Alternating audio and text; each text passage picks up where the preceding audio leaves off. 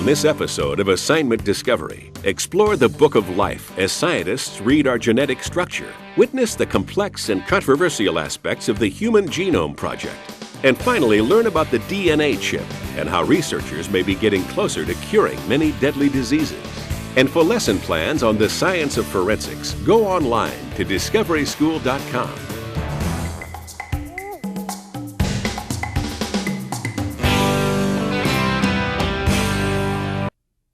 Consider this before viewing Human Genome, Part 1. What do you know about DNA and its role in building unique genetic structures? As you watch the program, consider the benefits of knowing the sequence of genes that make up human DNA. Consider how an understanding of the human genetic code may influence the future of our species. Assignment Discovery now presents Human Genome, Part 1.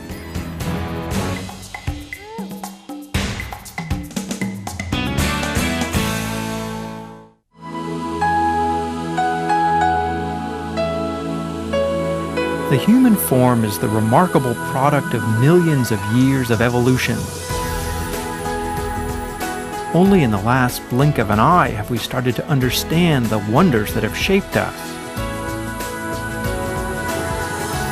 We now know that the graceful human machine is in many ways a product of the genes within us.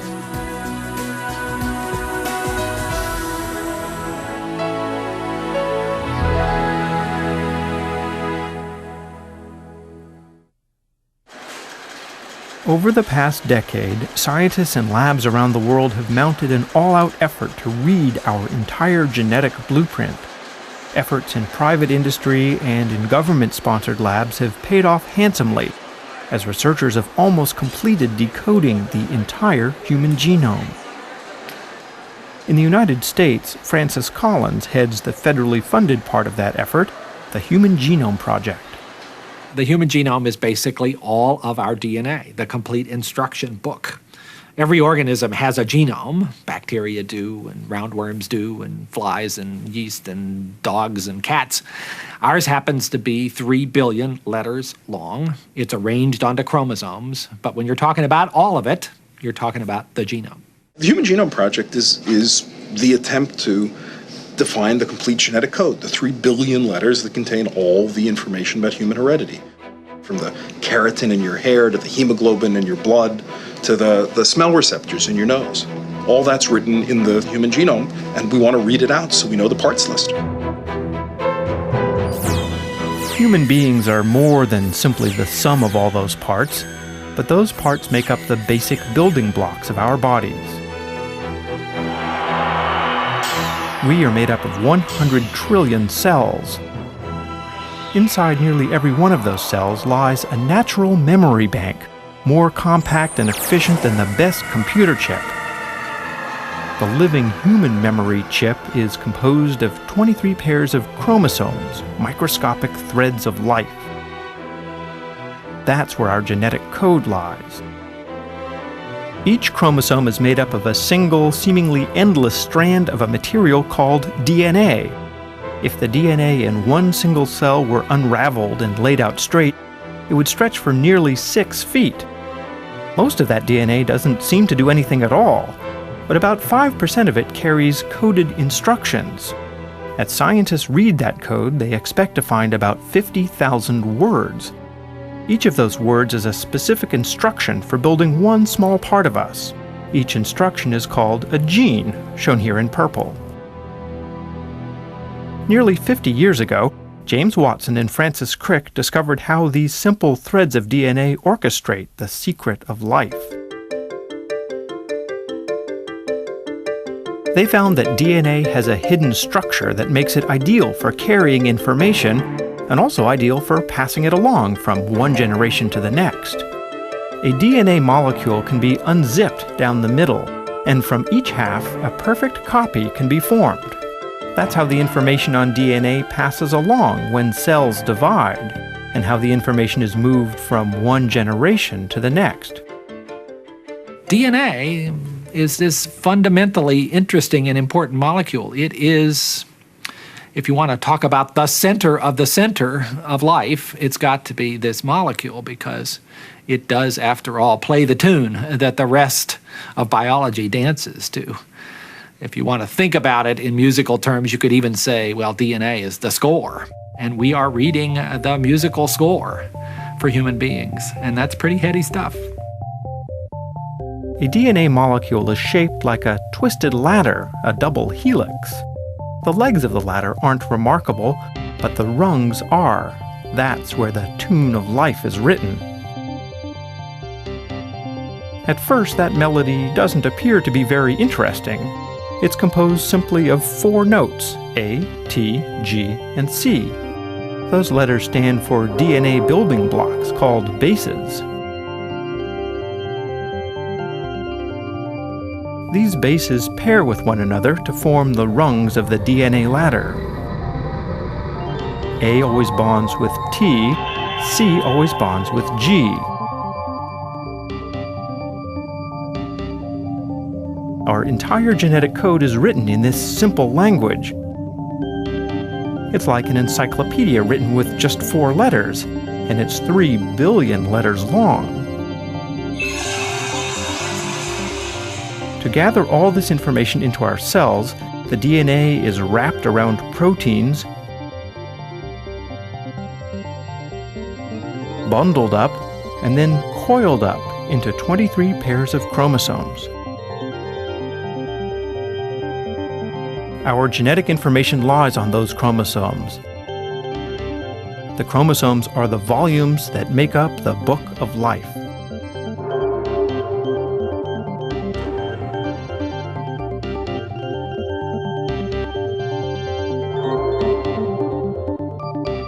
These books don't have pages.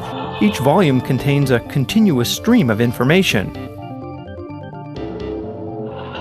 The machinery inside our cells can read the DNA code. Cells make use of that information to carry out their jobs, and they also pass it along to future generations. Scientists are now completing the task of reading those volumes cover to cover. Much of that work has taken place at the Whitehead Institute in Cambridge, Massachusetts. Here, scientists have been breaking chromosomes down into tiny pieces. Then they read the DNA that's contained on each of those pieces to identify the exact sequence of the A's, T's, C's, and G's. That's called sequencing. Sequencing a genome is, in a certain sense, like reading a book, except that you can only read it one sentence at a time, and you don't know where the sentences come from.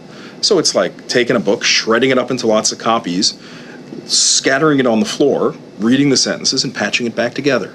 The current tools for biochemistry only let us read short stretches of 500 or 700 letters at a time. And so the whole trick of sequencing is to take a human genome, tear it up into pieces, read the pieces, and reassemble it. The DNA from this enterprise comes from blood samples donated by a handful of anonymous volunteers.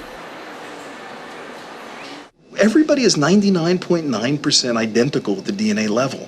So it doesn't really matter who we pick, because we're all the same but for one letter in 1,000.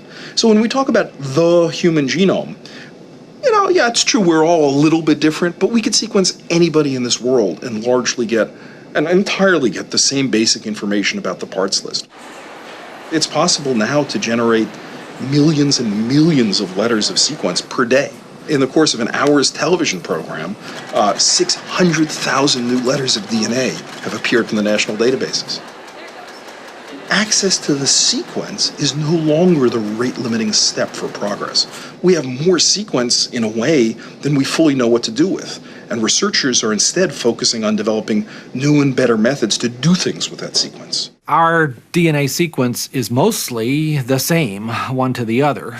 And by studying the 99.9% of it that we all share, we learn a lot about the basic processes of human biology, things about development and how you go from being a single-celled embryo to being this incredibly complicated organism with 100 trillion cells and all sorts of different tissues and properties. That's pretty amazing. But by studying the part where we differ, we also are learning why it is that some people are at risk for some diseases and others for other disorders. And very soon, certainly in a matter of 10 years, we should be able to offer people the chance to find out what their risks are. And perhaps another 10 years after that, a whole generation of new therapies for disease will arise out of this information. Already some of those stories have been revealed.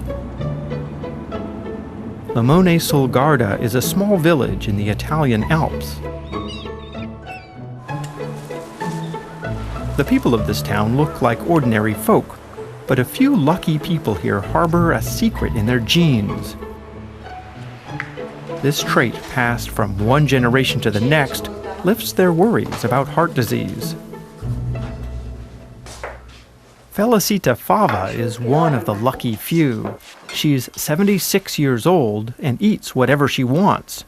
A lifetime of consuming one local delicacy, oil-marinated pork sausages, could spell trouble for many people.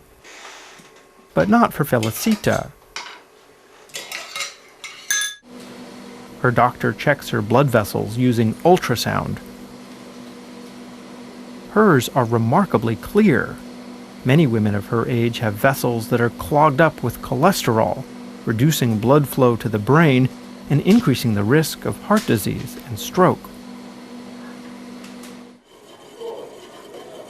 Valerio Dagnoli's family moved to Milan, 40 miles from Limone. He also carries this protective trait. Scientists interested in getting to the root of this remarkable story have been studying his family.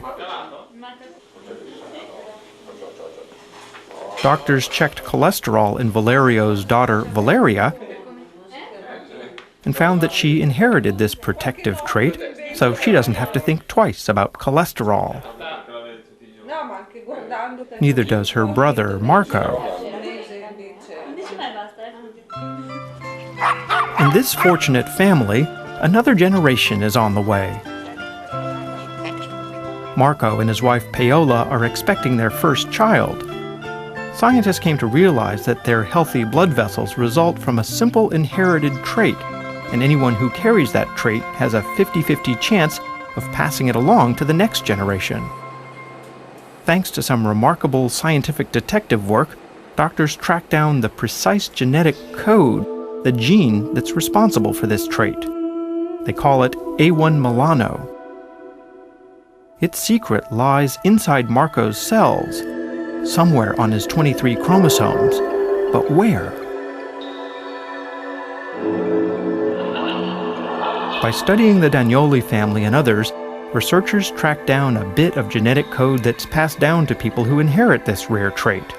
That DNA sequence lies on chromosome 11, and it turns out that only one letter has changed, but that is enough. To understand how genes work, it helps to know a bit about how the human machine is put together. The cells that make our muscles, organs, and other tissues are made up of proteins, fats, and sugars, along with a pinch of DNA. Proteins are the most important parts of us. They are the molecular machines within us. DNA code tells the body how to make proteins. This particular genetic instruction tells the body how to build a protein that circulates in the blood.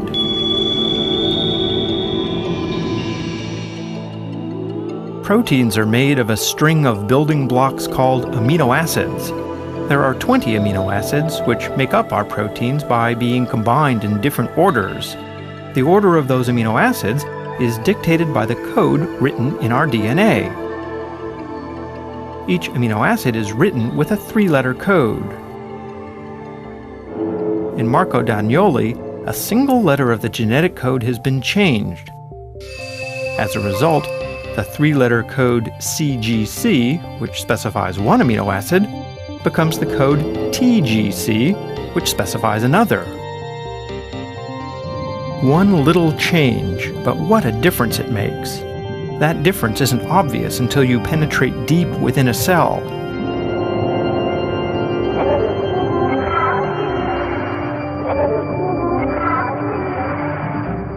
The cell's inner sanctum, the nucleus, houses our chromosomes.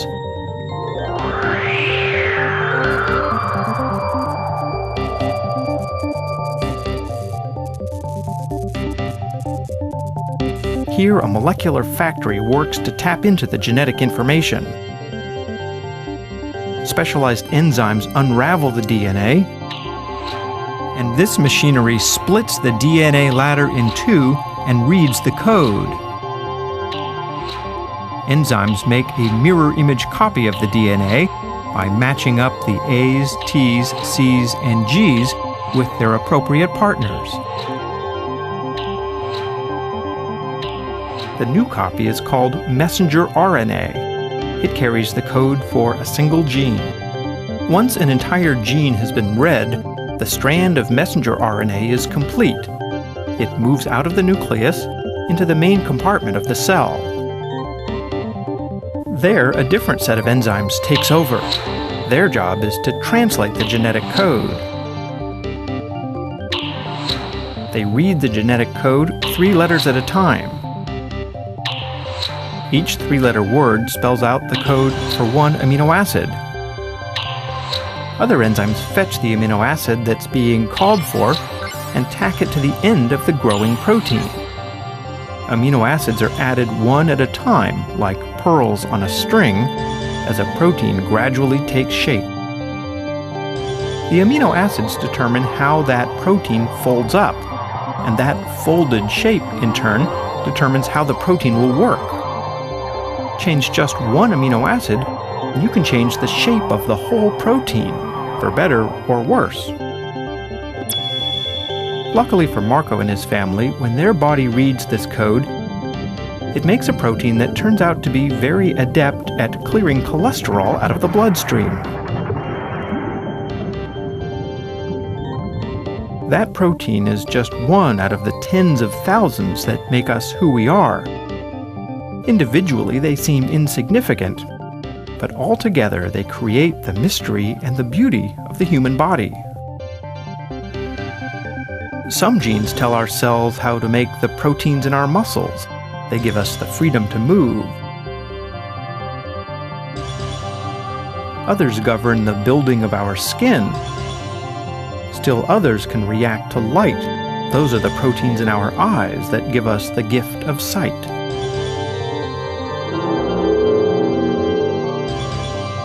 Most of the time, our genes carry faithful instructions to build all the proteins we need for life and health. But when something goes wrong in a gene, that can make us sick. There are probably about 2,000 or 3,000 genes where a misspelling in that gene is known to cause a particular disorder. Most of those are pretty rare conditions that may only affect 1 in 20,000 or 1 in 100,000 people. More recently, though, the tools of genetics are allowing us to look at conditions that are inherited in much sort of less obvious ways, things like diabetes or heart disease. That's where many people see the most impressive payoff from genetic research coming, because we're talking about millions and millions of people who are at risk or affected by those disorders. Only a few of those have been unraveled so far.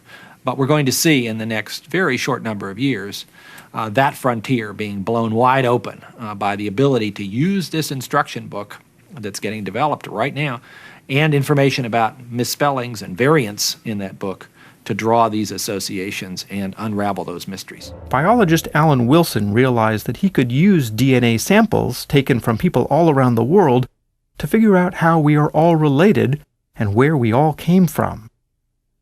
Wilson focused on a special little piece of DNA, the one little bit that is not part of our chromosomes. This DNA is found inside small vessels that float inside our cells. These vessels are called mitochondria. Due to a quirk of evolution, they carry their own DNA. It is a lot like the DNA on chromosomes, only it forms a loop rather than a strand. And we inherit mitochondria only from our mothers, so they trace a unique history of our maternal ancestors.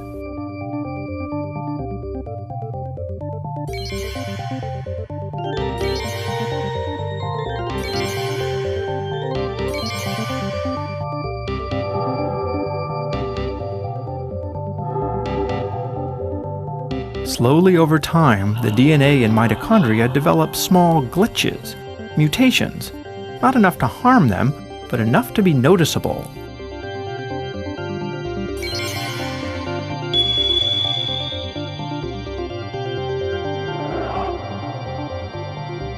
Knowing these simple facts, Alan Wilson was able to make a huge leap to understand where human beings came from and how they migrated across the globe.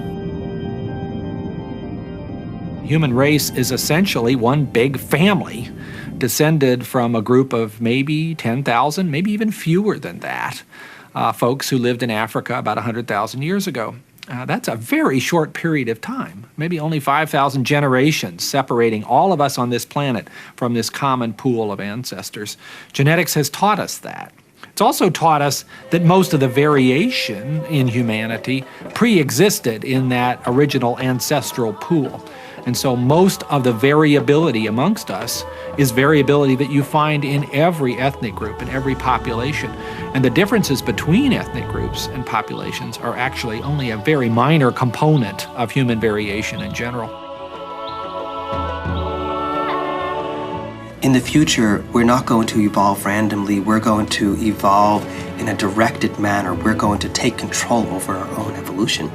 And the reason it can happen so much more quickly is that we're going to decide generation after generation, or people will decide who have access to this technology, what evolution will be. Lee Silver foresees the day when a simple computer program can interpret the DNA in human embryos and easily pick out flaws in them. It could scan for some of the serious genetic diseases.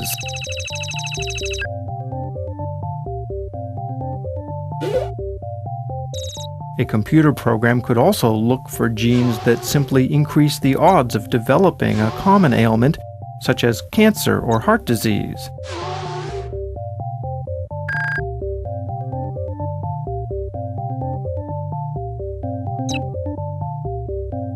Scientists could also scan for traits that are more likely to be protective. Parents will be able to choose which combination of genes they would like to see in their child. I really believe that the point will be reached when they'll actually be able to see a picture on a computer screen of what the child would look like if this embryo is allowed to become a child.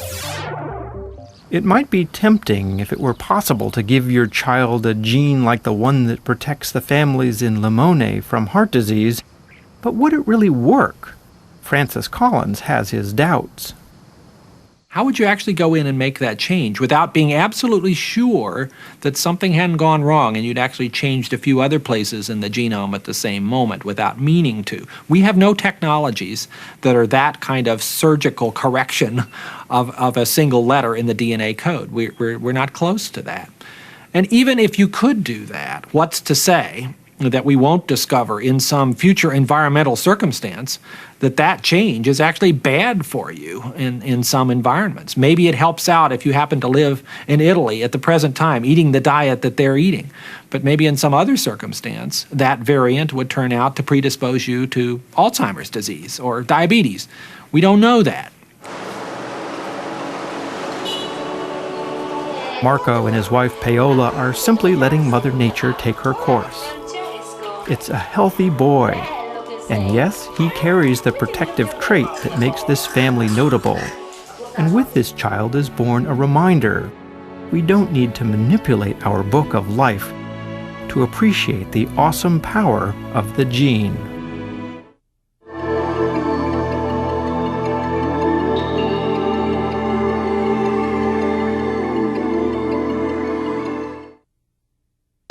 Now that you've seen Human Genome Part 1, talk about this. In 1990, the Human Genome Project began identifying all the genes that make up human DNA. What are some of the challenges of deciphering the human genome? Debate the moral and social implications of this project. Now try this. Create a timeline for the scientific research done on DNA during the 20th century. Begin with Watson and Crick and conclude with the work on the Human Genome Project. Log on to discoveryschool.com for curriculum materials and resources to support Human Genome. To learn more, Assignment Discovery suggests Genetic Engineering by Clarice Swisher.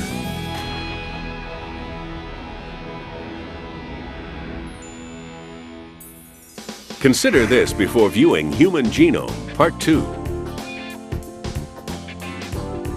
Scientists have proved that some types of cancer are related to an individual's genetic code. As you watch the program, look for technologies that allow us to alter our genes. How might these methods help eliminate some diseases or increase human lifespan? Assignment Discovery now presents Human Genome, Part 2.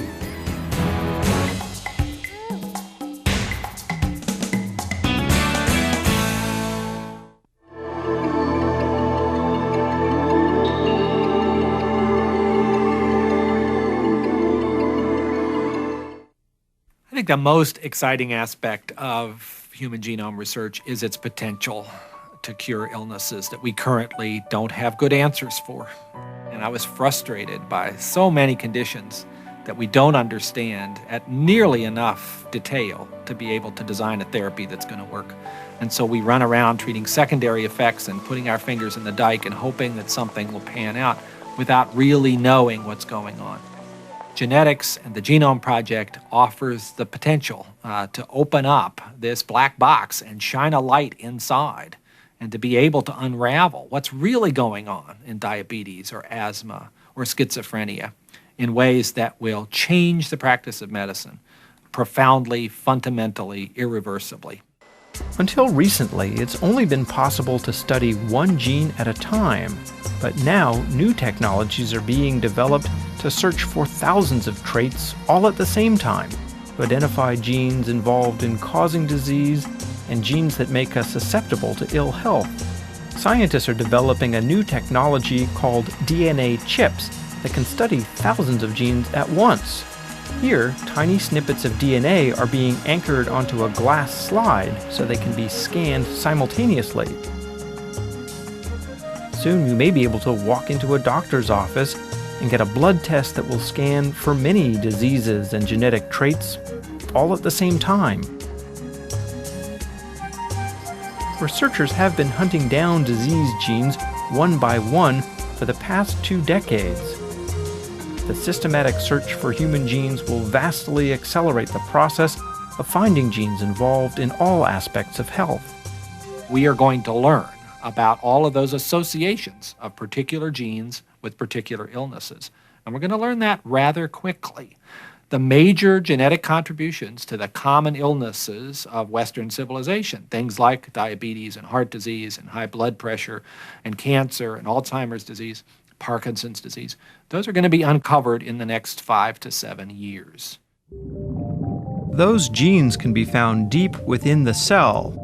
They reside inside the cell's inner sanctum, the nucleus, on long strands of DNA. These genes are scattered across our chromosomes.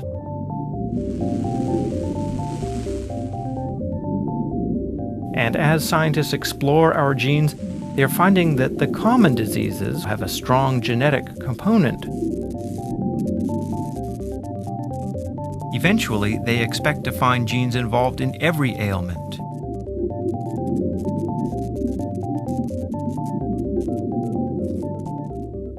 We don't actually know the basic causes of most common diseases like diabetes or asthma or heart disease or hypertension. Today we treat symptoms. The point of the Genome Project is to have the tools to find the actual causes.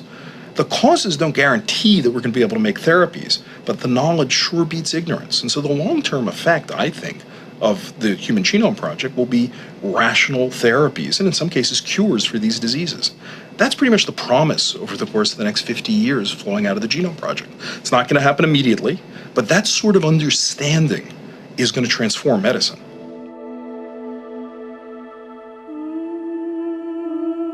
Scientists have found dozens of genes related to cancer. The challenge now is to understand how damaged DNA, like this sample from a cancer cell, causes disease and death.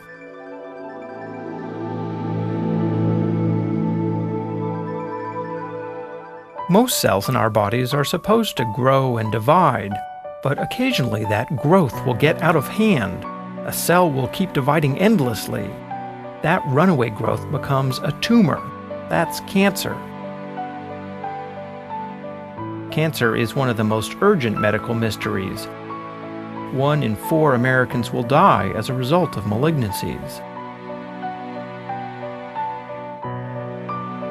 A cancer cell can also break off and get swept away through the bloodstream. If that malignant cell lodges somewhere else in the body, a new tumor can start growing. That's called a metastasis. These are the first pictures ever taken of a cancer cell slipping between healthy cells, as they do when cancer spreads throughout the body. But seeing cancer cells at work and understanding how they act are two different things. When we can understand the basis of a cancer, we can try all sorts of tricks for a therapy. It might be gene therapies, it might be small molecule therapies. The key is having an understanding of what's wrong. We've been trying to treat diseases without even knowing, in many cases, what's wrong. And it's a triumph that we've succeeded in many cases, but it's dependent on luck. The idea of having the complete inventory of the parts and where they work in the body, in health and in disease, means that we don't have to depend so much on luck. We can be systematic, and that's a real engine of progress.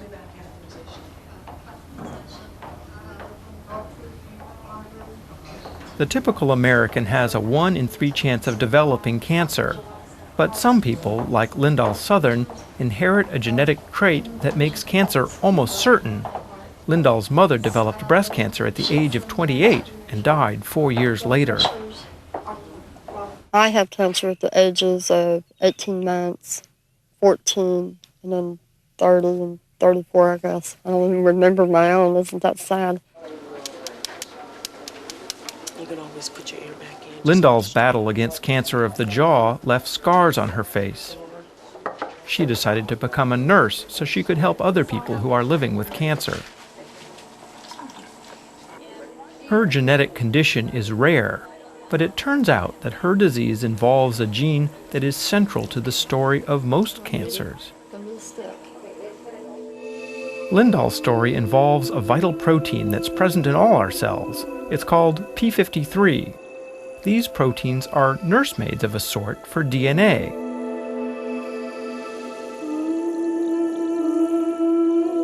They bind to our DNA and stop our cells from dividing at the wrong time. So they can stop cells from growing out of control and becoming cancerous.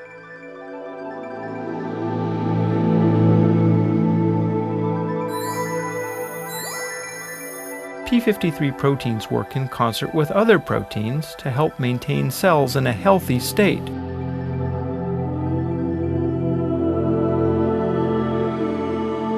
Cancers can sometimes start when another gene sends out an erroneous signal, telling the cell to divide at the wrong time.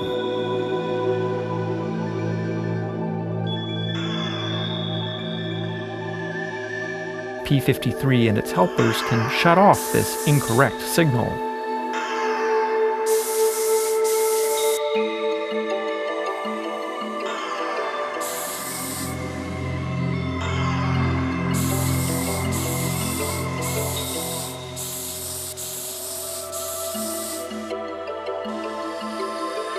In this example, a protein called RAS is malfunctioning. This is a common step in some cancers. RAS starts sending chemical signals through the cell into the chamber where the DNA resides, the nucleus. These molecules bind to DNA and tell the DNA to start making a copy of itself. That's the first step a cell takes as it prepares to split in two.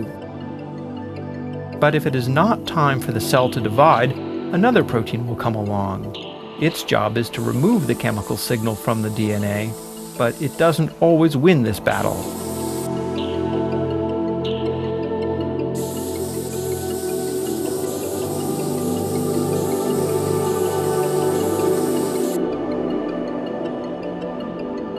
This is where P53 enters the picture.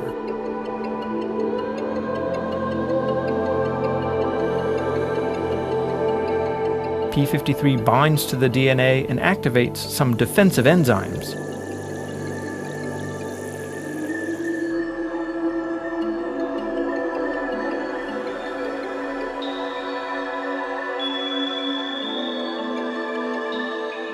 These defender enzymes then stop the inappropriate chemical signals.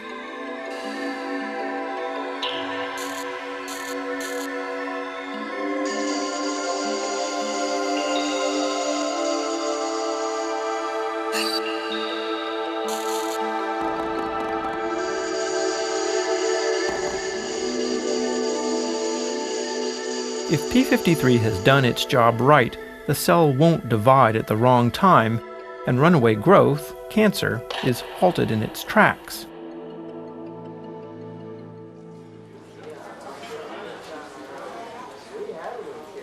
Lindahl has faced a lifetime of cancer because she was born with damaged p53 genes. How are you? I'm glad to see you. You're great to come. Come in, come in.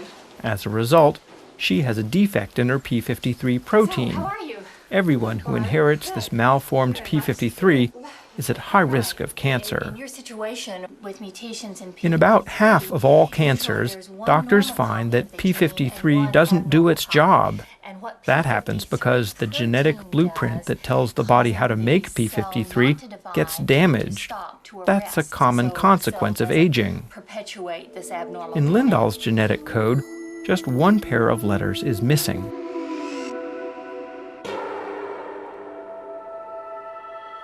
That flaw is in the instruction that tells her cells how to build p53. As a result, when her body builds those proteins, they don't come out right. These enzymes can't do their job. Her p53 protein tries to bind to the DNA, but it can't. And that makes Lindahl vulnerable to cancer.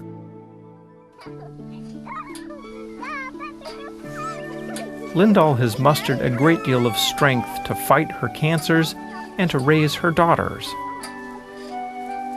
There is new hope for families who have inherited defective p53 genes, and there's also new hope for the millions of people who develop a mutation in this gene during their lifetime.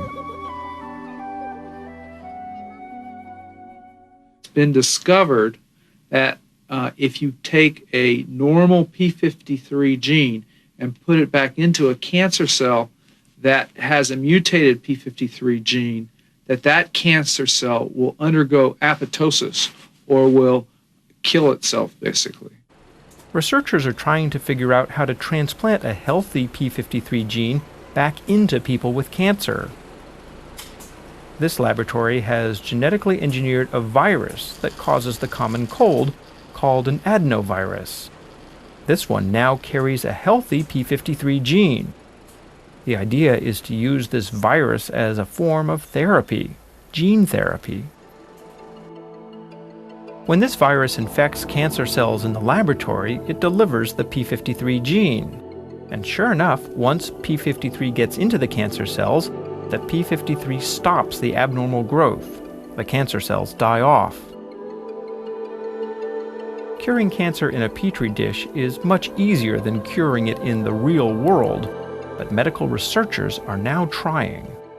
So gene therapy refers to an approach to trying to treat disease where the gene is the drug. Basically, you're trying to deliver a gene to a particular place in the body and get it to work. And for a gene to work, that means it has to be used to make a protein. In the simplest situation, you're using it for somebody who has a defective gene that's not working, and you're trying to compensate for that. Our bodies need oxygen to live, but oxygen can also damage our cells. That's called oxidation. There is evidence that proteins and fatty materials and DNA can be damaged because of oxidation. So in a way, for a layman, you might say we're aging because we're rusting, like iron is rusting. Every breath we take brings us life-giving oxygen. Blood rushes oxygen to all our cells, but oxygen can also be present in a harmful form. This supercharged oxygen is called a free radical.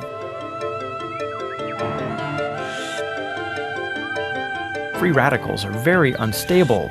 They're likely to react violently with whatever they encounter. Some of these free radicals drift into the cell nucleus. That's the inner sanctum where our chromosomes are housed. When free radicals collide with DNA, they can damage our genes. They can alter the genetic code and create mutations. Living creatures have developed defenses against free radicals. Human defenses are quite elaborate. They include enzymes that are constantly patrolling our DNA, looking for mutations caused by free radicals.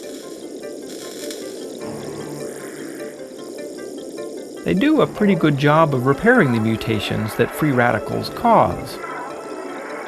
But it's a never-ending process, and sometimes the accumulated damage is simply too much.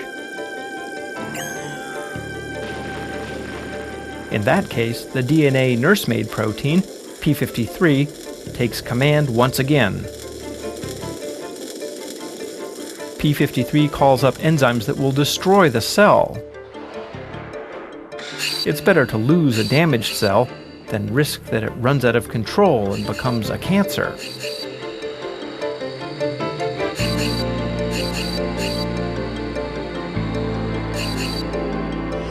Just as we grow old and die, so do our cells. So our tissues are constantly replenished with new cells.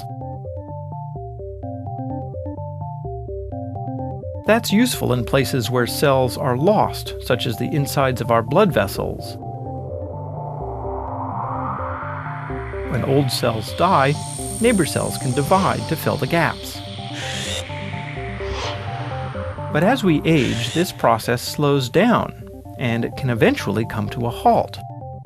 Cells can divide only so many times before they simply can't reproduce themselves anymore. This may be the ultimate timekeeper for human beings.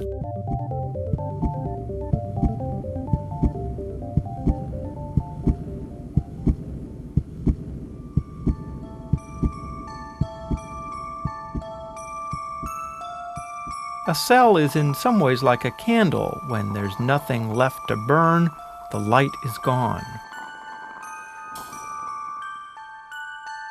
This burning wick is not simply a metaphor. On the end of every chromosome is a bit of DNA. It's a simple sequence repeated over and over. It's called a telomere, and it plays a vital role protecting the end of each chromosome and keeping it healthy. Like the wick of a burning candle, telomeres get shorter over time. When a chromosome divides, it loses a bit of the telomere on the end. The enzymes that build DNA simply can't work on the very tip of a chromosome.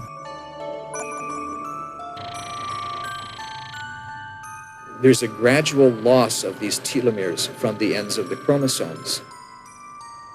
Each time the cell divides and creates a new set of chromosomes, a little bit more of these telomeres are lost each time. Eventually you get to a state where the telomeres no longer function to protect the DNA, and they gum up the cell, if you will. I mean, they stick together, they stick to the walls of the nucleus, and it becomes impossible for the cell to keep dividing.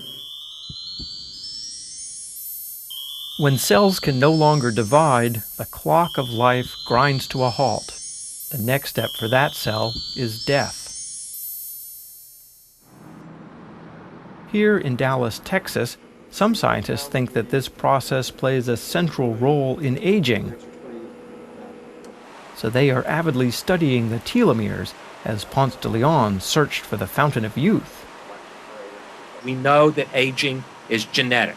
We know that aging runs in families, that people who have parents that live into their 90s, generally they live into their 90s, and there are other families where individuals always die in their 50s or 60s. And so we believe that part of that might, in fact, be due to the telomere length that you were born with. Jerry Shea wonders whether it might not be possible to rebuild telomeres, giving cells a new lease on life. He's studying an enzyme called telomerase, which can make short telomeres long again. If you think about our telomeres as being the gas tank in an automobile, and that when we're born, we have a full tank of gasoline, and as we age, we use up the fuel, and when we're old, we're basically running on empty. And so telomerase is essentially like adding fuel to the tank to keep the car rolling.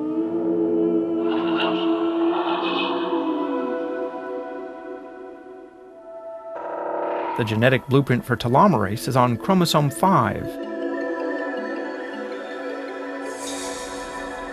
This enzyme is able to slide along a strand of DNA and extend the length of telomeres. When telomerase is present, cells can keep on dividing indefinitely.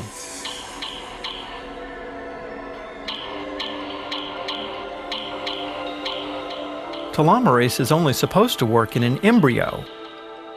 Cells early in our life have to divide many times in order for a human being to grow from a single cell. Telomerase keeps that process going.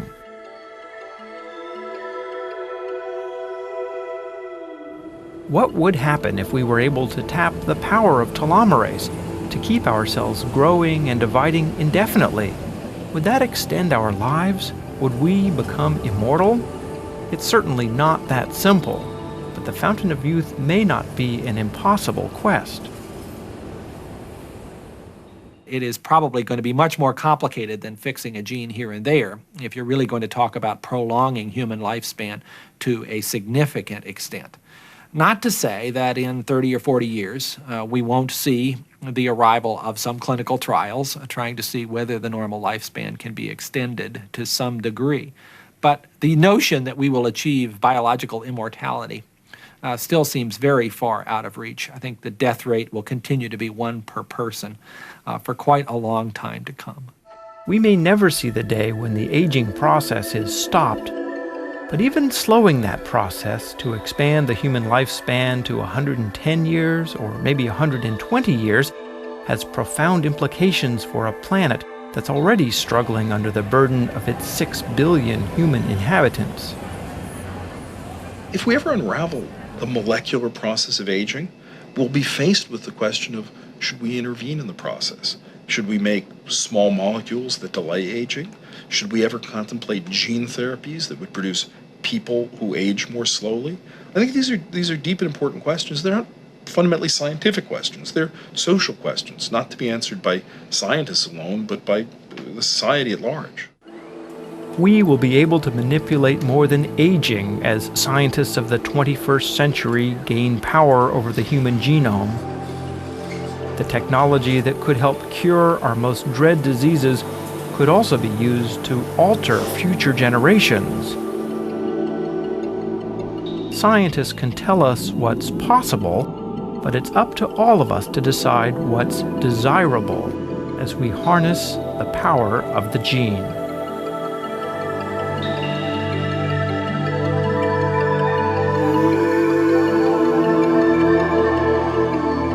Keep watching. Discussion topics and activity and resources for Human Genome are up next on Assignment Discovery.